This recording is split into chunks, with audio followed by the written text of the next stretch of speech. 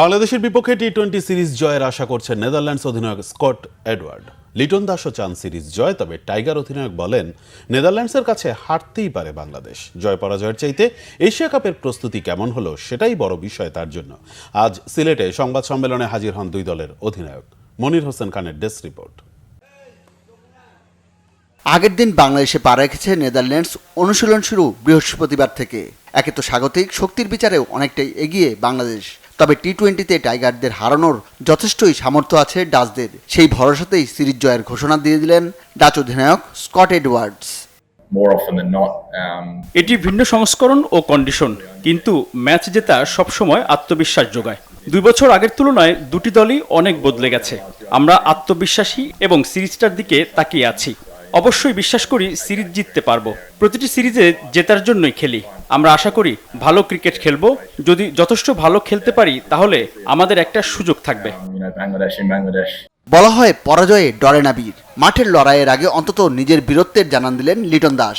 Netherlands অধিনায়কের দাবি নাকচ করেননি টাইগার অধিনায়ক। হাসি মুখেই জানালেন, আগেও অনেক ছোট দলের কাছে হেরেছে বাংলাদেশ, হারতে পারেন এই সিরিজেও। ইন্টারন্যাশনাল ক্রিকেটে এমন কোনো দল নেই যে ছোট। আমরা সবসময় খেলি জিতার জন্য, এবং অদূর ভবিষ্যতে যতগুলো গেম খেলবো সব জিতার জন্যই যাও। ঝুঁকি না জিনিসটা। বাংলাদেশ এর আগেও অনেক টিমের কাছে হেরেছে, নতুন কোনো কিছু না।